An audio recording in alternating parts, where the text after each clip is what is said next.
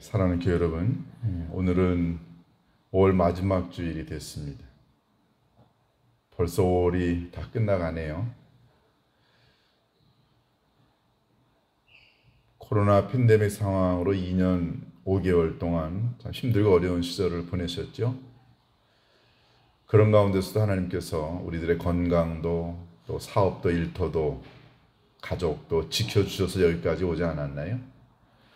코로나 때문에 코로나 블루라고 하는 그런 신조어가 생겨났다고 합니다. 일종의 우울증이죠. 사람을 만나지 못하니까 대화가 없다 보니까 관계가 맺어지지 않고 또 늘 집안에 콕 처박혀 있어가지고 아무것도 못하니까 심리적으로도 그렇고 육체적으로도 그렇고 얼마나 힘들고 어려웠나요. 또 다니는 직장이나 또 사업하시는 분들, 특별히 소상공인들은 얼마나 힘들었나요? 모든 국민이 다 힘들었지만 특별히 교회도 굉장히 어려움을 많이 겪었습니다. 며칠 전 한국 기독교 어느 기관에서 조사한 걸 보니까 코로나 기간 동안에 신앙이 떨어졌다고 생각하는 사람들의 퍼센테이지가 한 40% 정도 되고요.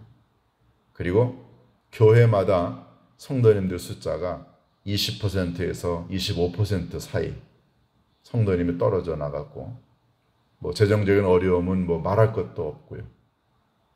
더 힘든 건 해외 선교지에서 선교하시는 선교사님들 많은 분들이 철수하셨습니다. 기독교의 입장에서는 엄청난 타격이지만 더 한 가지 기독교가 받은 타격은 코로나 팬데믹이 시작할 때쯤에 신천지라고 하는 이단이 이 방역 수칙을 지키지 않고 또 거짓말로 속이고 그래서 기독교에 대한 엄청난 나쁜 인식이 퍼졌습니다. 그래서 기독교에서 신천지는 기독교가 아니고 이단이다 해명을 했지만 세상에 있는 사람들은 잘 모르죠. 또 어느 한 그 아주 우익 목사님이 시민들 동원해가지고서는 맨날 광화문 앞에 가서 데모하고 또 그 교회 철거 문제 때문에 시와 갈등을 빚고 이런 악재들이 한꺼번에 겹치는 바람에 기독교에 대한 인식이 그 어느 때보다도 나빠졌습니다. 코로나 때문에 교회가 어려움을 당했는데 그 외적인 것으로 인해서 교회가 어려움을 당하면서 한국 기독교가 최고의 위기에 처해 있다고 해도 과언이 아닙니다. 저는 이런 때에 여러분과 제가 어떻게 하면 기독교를 다시 일으켜 세우고 회복시킬 수 있겠는가 하는 이런 굉장히 중요한 사명을 한번 되새겨 보고자 합니다. 굉장히 거창한 것 같죠? 근데 사실은 거창한 게 아니고 아주 작은 것 하나만 여러분과 제가 실천으로 옮길 수 있다면 우리 조금이나마 이 기독교에 대하여 국민들이 갖고 있는 불신을 조금 이렇게 해소할 수 있지 않을까 하는 생각을 해봅니다. 오늘은 여러분과 함께 무익한 종이라고 하는 비유의 말씀 가지고 말씀을 나눌 텐데, 우리가 이 무익한 종이라고 하는 이 비유를 이야기하려면 이 비유가 왜 나오게 되었는가에 대한 배경을 알아야만 됩니다. 근데 이 배경을 이해하는 것도 이게 시간이 많이 걸려요. 그래서 저는 오늘과 다음 주일 2주에 걸쳐서 이 무익한 종에 관한 비유의 말씀을 듣겠는데, 오늘은 이 비유가 만들어지게 된 배경에 관한 것만 말씀을 드리고, 그리고 다음 주일에 그리고 무익한 종에 관한 비유 본문에 관한 말씀을 드리도록 하겠습니다. 그러면 여러분들이 이 두 가지를 잘 기억을 하시면 아마 이 비유가 갖고 있는 귀중한 깨달음을 우리가 다 잘 알 수 있지 않을까 하는 그런 생각이 듭니다. 여러분이 그 여러 종교를 아시죠? 우리 학교 다닐 때도 세상에 있는 많은 종교들을 이렇게 비교하는 것들을 간단하게라도 배웁니다. 종교는 일반적으로 공통점이 있습니다. 신을 얘기하고 또 어떤 경우에는 천국이나 불교에서는 다른 용어로 표현하지만 내세를 이야기합니다. 그리고 복을 이야기하고 저주를 이야기도 합니다. 자선을 하기도 하고 용서를 이야기하기도 합니다. 이런 건 대부분이 다 비슷합니다. 내세와 천국 또는 용서, 자비 그리고 선을 베푸는 것들은 대부분이 비슷한 개념인데 유일하게 기독교만이 갖고 있는 다른 종교와 아주 구별되는 굉장히 중요한 개념 하나가 있습니다. 그게 다름이 아니라 믿음이라는 거예요. 불교 사람들이 믿음 얘기하는 거 들어보셨나요? 심지어는 이슬람교도도 믿음이라는 얘기를 하지 않습니다. 유일하게 기독교만이 믿음이라고 하는 단어를 사용하고 그리고 이 믿음이 기독교를 바치고 있는 굉장히 중요한 뿌리이자 근간이라고 성경이 이야기합니다. 왜 그럴까요, 여러분? 왜 기독교에서 믿음이 그렇게 중요할까요? 여러분과 제가 믿음 생활합니다. 그렇죠? 우리가 신앙생활이라고 표현하는 이 단어를 다른 말로 표현하면은 신앙생활은 일반적인 종교인들이 갖고 있는 거예요. 불교인도 신앙생활합니다. 그리고 이슬람교도도 신앙생활합니다. 그런데 그 사람들이 자기네들이 믿음 생활한다 이렇게 얘기하지 않습니다. 왜냐하면 기독교만이 믿음이라고 하는 단어와 개념을 사용하기 때문에 그렇습니다. 그래서 우리가 신앙생활 하지만 또 다른 면으로 얘기하면 우리 믿음 생활합니다 이렇게 얘기합니다. 믿음과 신앙이 같은 것이지만 그러나 믿음은 아주 굉장히 기독교를 기독교 되게 만드는 중요한 요소입니다. 왜 그럴까요? 이 믿음이 기독교를 이루는 가장 중요한 근간이라고 말씀을 드렸는데 이 믿음이 없으면 기독교도 존재하지 않습니다. 신앙이라고 하는 것은 믿음이 없어도 할 수 있어요. 각 종교를 믿는 사람들 믿음이 없어도 나름대로의 신앙생활을 합니다. 그러나 기독교에서 믿음이 없으면 신앙생활을 못합니다. 아무것도 아니에요. 그래서 이 기독교에서의 믿음은 굉장히 독특한 개념이기도 하지만 이것이 없으면 여러분과 저는 더 이상 기독교인이라고 얘기할 수 없을 정도로 중요합니다. 오늘 이 믿음이 이 이야기의 주제입니다. 오늘 본문은 5절부터지만 사실은 1절부터 4절까지에 있는 내용을 여러분들이 이해를 하셔야 오늘 이 본문을 이해할 수 있습니다. 자, 1절부터 4절까지는 제가 설명을 드리겠어요.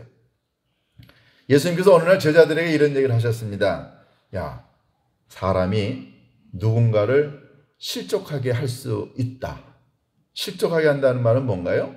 넘어뜨리는 거죠. 밀어서 넘어뜨린다는 게 아니고 그 사람을 실망시키고 좌절하게 만들고 죄짓게 만들고 절망하게 만드는 것, 이걸 가리켜 실족하게 한다는 거죠. 여러분과 제가 살면서 남들 그렇게 하지 않나요?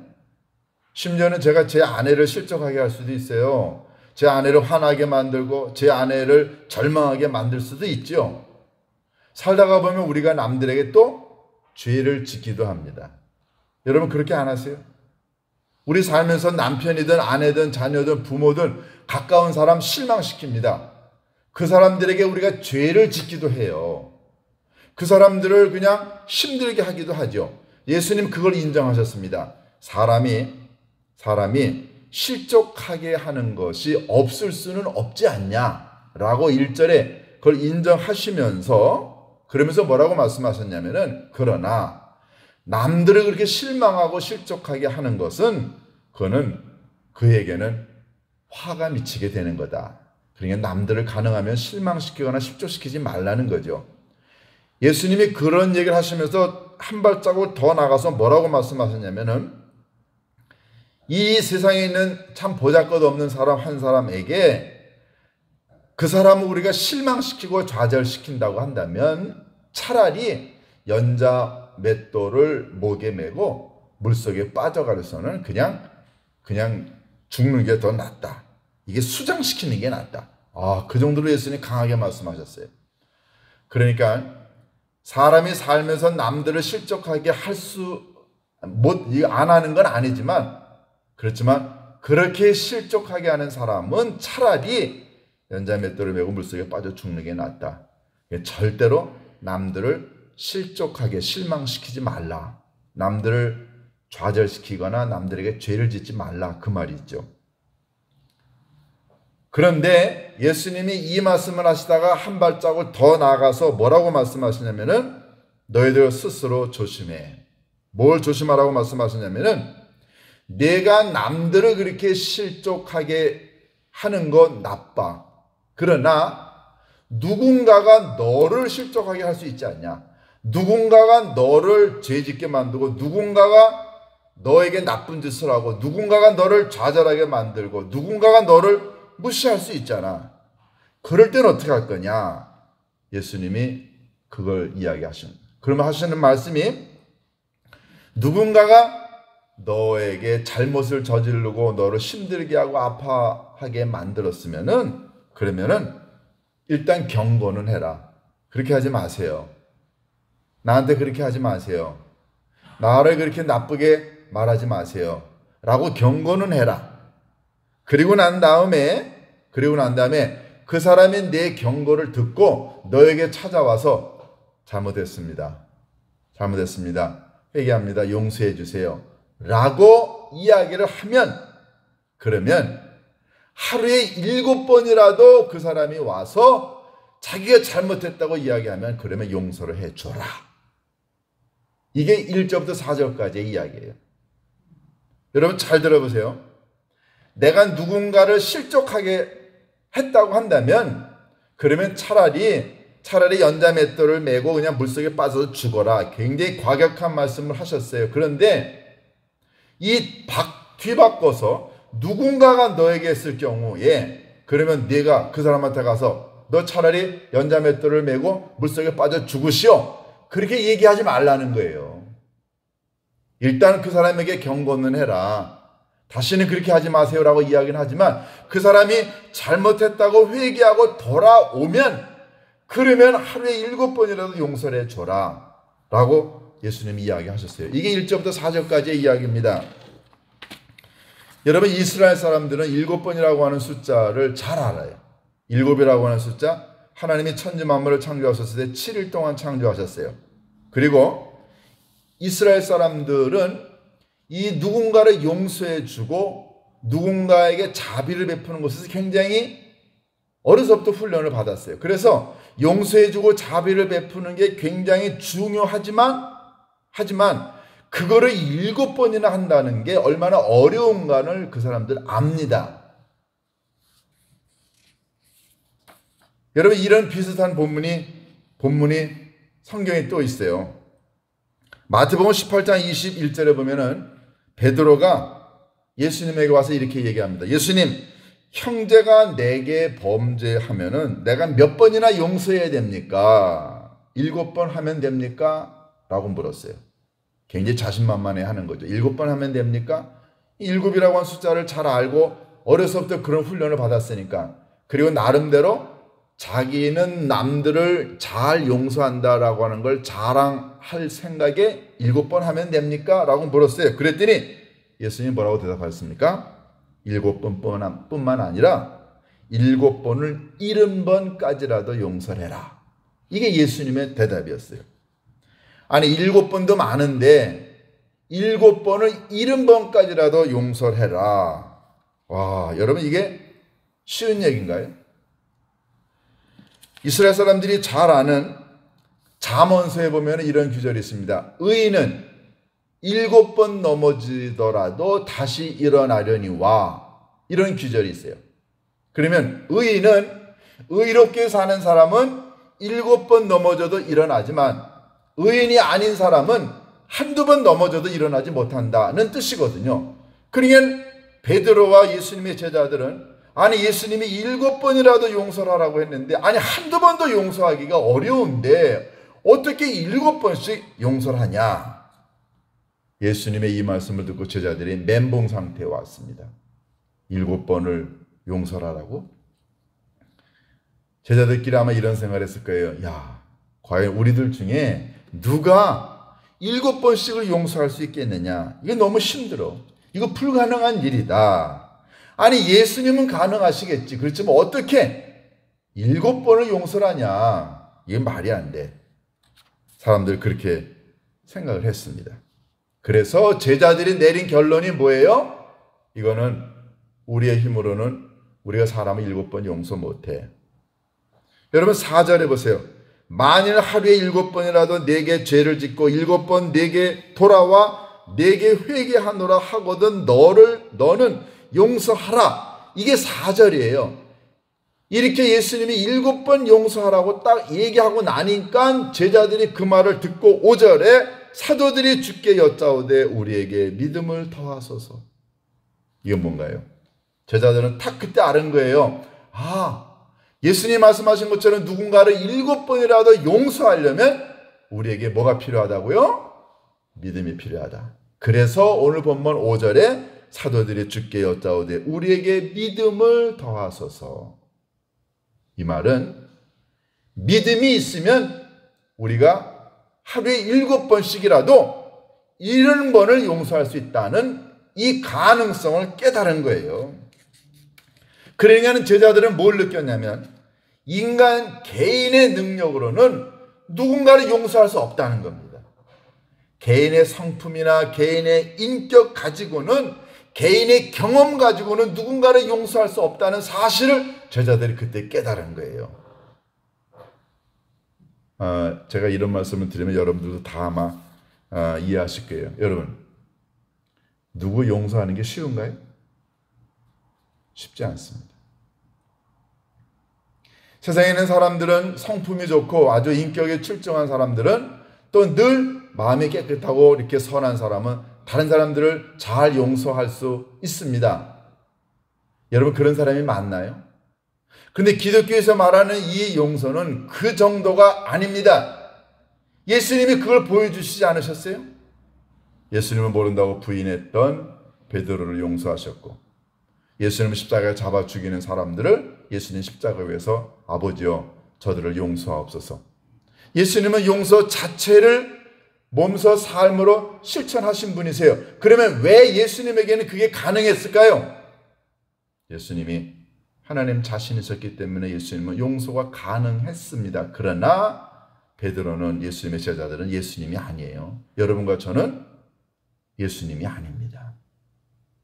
예수님은 하나님이시기 때문에 용서가 가능했지만 우리는 하나님이 아니고 예수님이 아니시기 때문에 우리는 인간의 힘으로는 우리는 사람을 용서하기가 어렵습니다.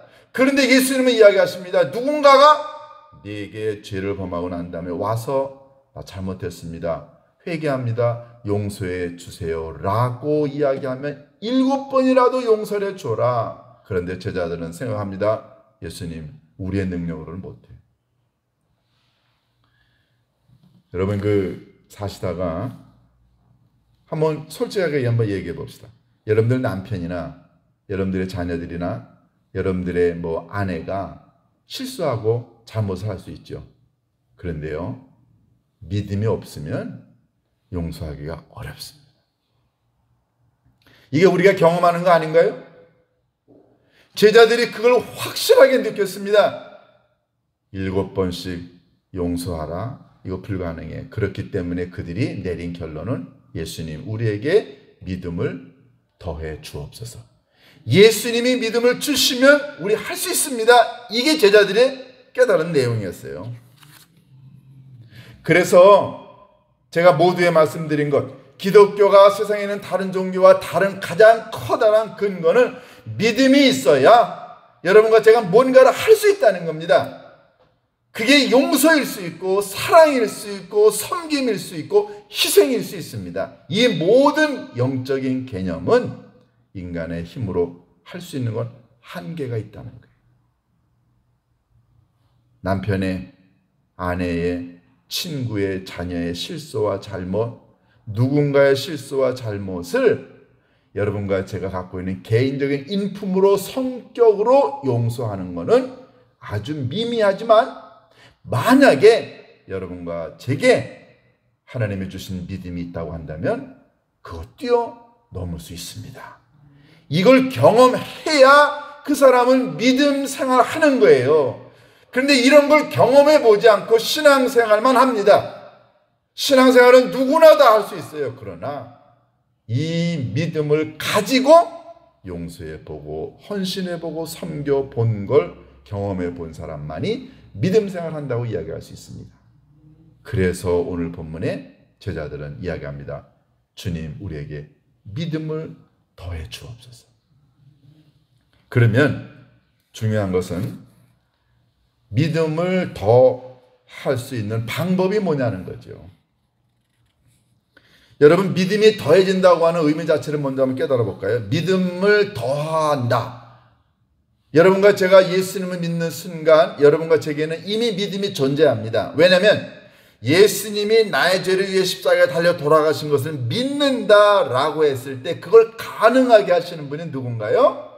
성령님이십니다. 성령이 아니고서는 예수를 주라 시인할 수 없다라고 분명히 규정하셨어요. 그러니까 내가 내 입으로 예수님, 제가 죄인입니다. 예수님이 나의 죄를 위해 십자가에 달려 돌아가신 걸 믿습니다. 정말로 죄성과 그리고 자기는 죽을 수밖에 없는 죄인이고 예수님이 나의 죄를 용서하신 것을 믿는 믿음은 성령님이 우리들을 깨닫게 해주셔야 가능한 거예요. 그러니까 우리가 예수님을 고백하는 순간 우리에게는 믿음이 있습니다. 그런데 이 믿음은 가장 기본적인 믿음이에요. 예수님을 믿고 고백하는 건 가장 기본적인 믿음이라고 한다면 여기서부터 이제 우리가 첫 발을 떼는 겁니다.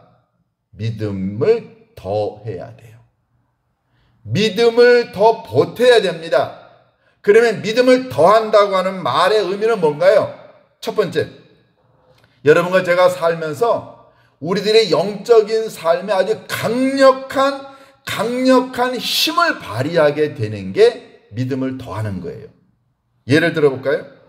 여러분, 믿음은 뭐라고 그럴까요? 믿음은 영적인 발전소라고 한번 생각해 보세요. 발전소. 그게 원자력 발전소든 아니면 수력이든 뭐 풍력이든 아니면 뭐 석탄을 떼서 하는 화력 발전소든 뭐든지 간에 관계없습니다. 믿음은 영적인 발전소예요. 이 발전소가 엄청난 발전을 하려면 굉장히 많은 연료가 필요합니다. 그래서 이 연료를 태워가지고 이걸 통해서 전기를 만들어내요.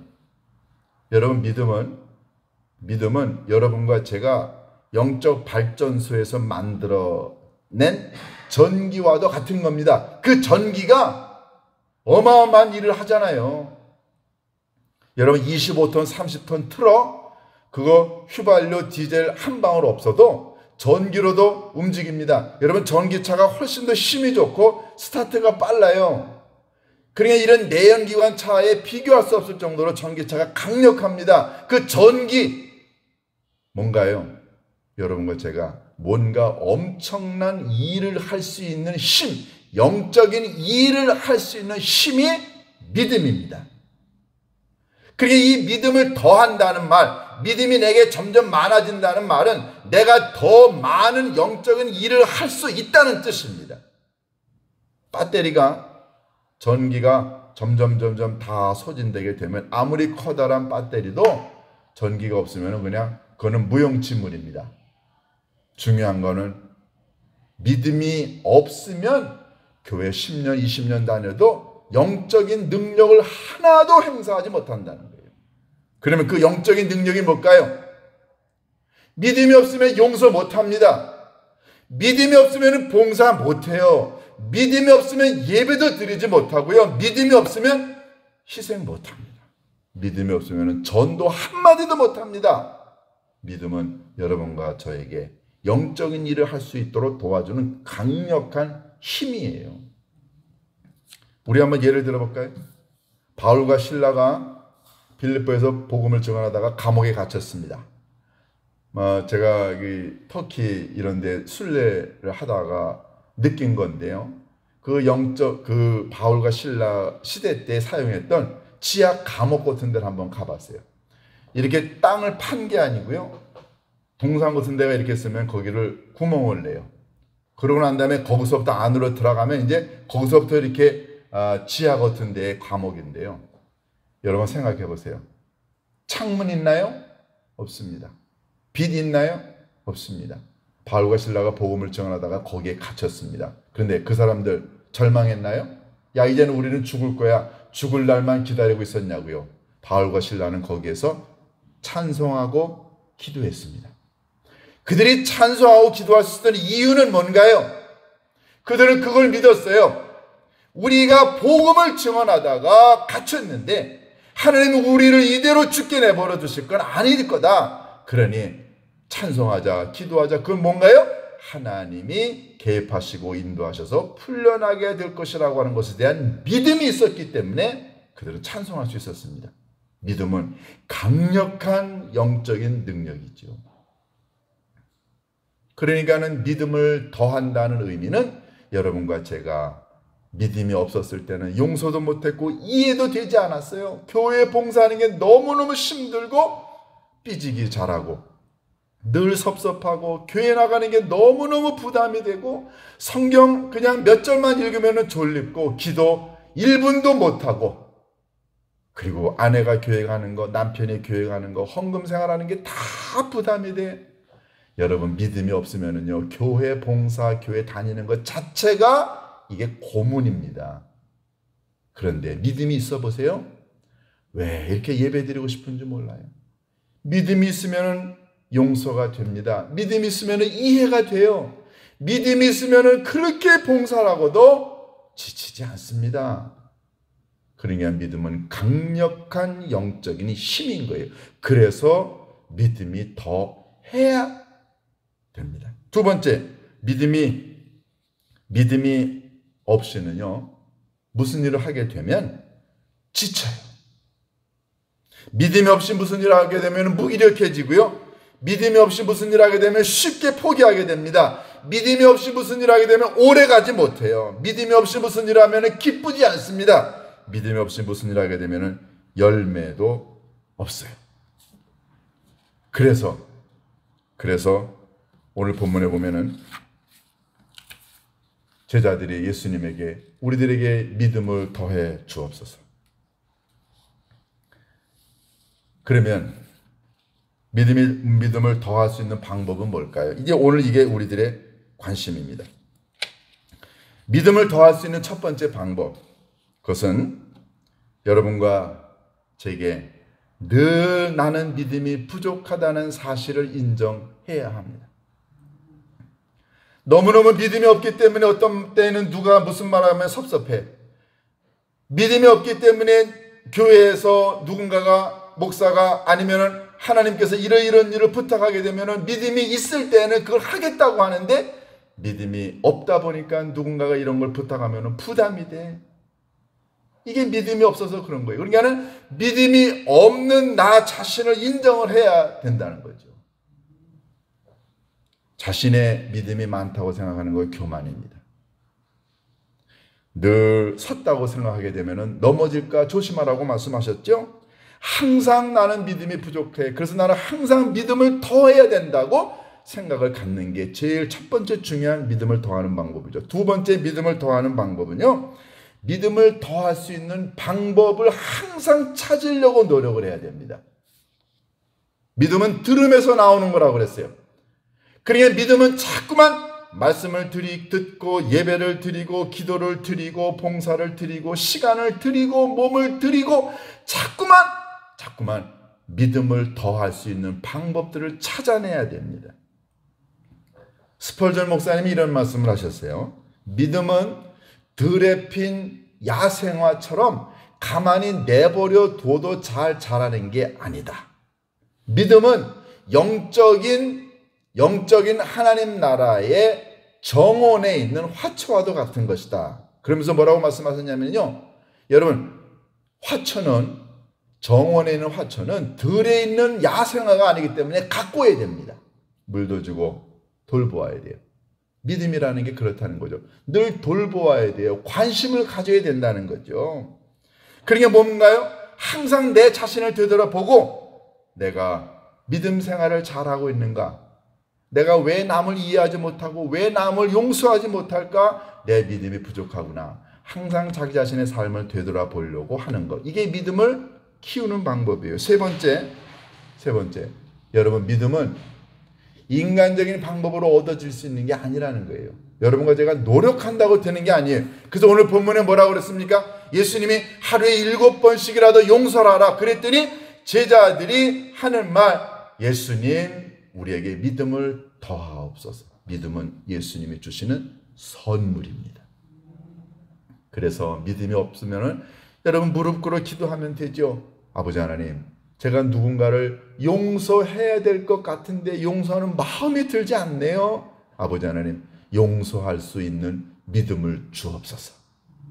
믿음은 하나님의 선물입니다. 믿음이 있어야 내가 교회에 가서 예배를 드릴 수 있어요. 믿음이 있어야 아내를, 남편을, 자식을 용서할 수 있고 이해가 됩니다. 그러니까는 믿음이 없는 나 자신을 가지고 아버지 하나님, 믿음을 더해 주세요. 교회가요, 많은 사역을 합니다. 그런데 믿음이 있는 사람들이 교회에 하나님의 사역을 하면 교회가 조용하고 평안해요.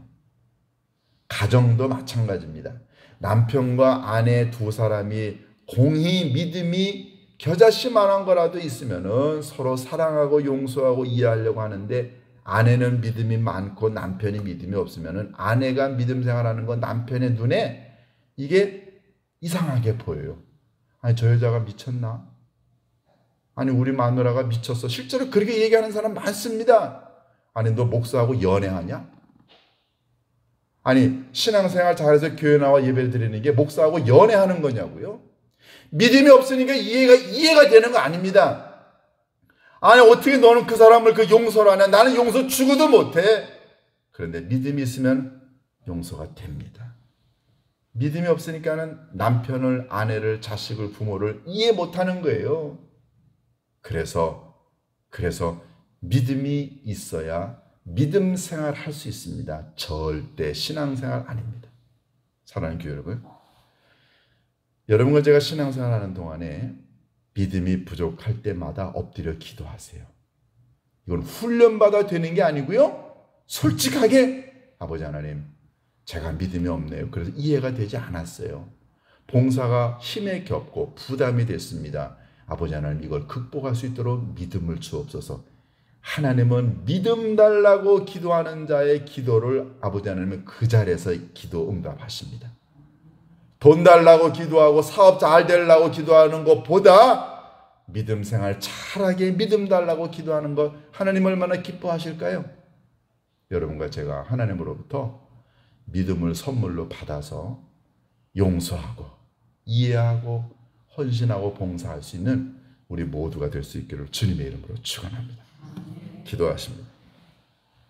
고마우신 아버지 하나님, 믿음이 없이는 하나님을 기쁘시게 할 수 없다는 말씀을 저희들 가슴에 담습니다. 믿음이 있어야 용서가 되고, 믿음이 있어야 이해가 되고, 믿음이 있어야 모든 일이 즐겁고 기쁘고 행복하다는 사실을 믿습니다.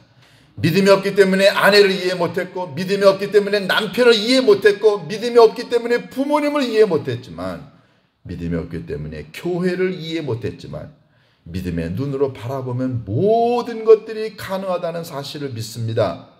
믿음의 눈으로 하나님과 이웃과 가족과 하나님의 사역을 바라볼 줄 아는 저희들이 되게 인도하여 주옵소서. 예수님의 이름으로 기도하옵나이다.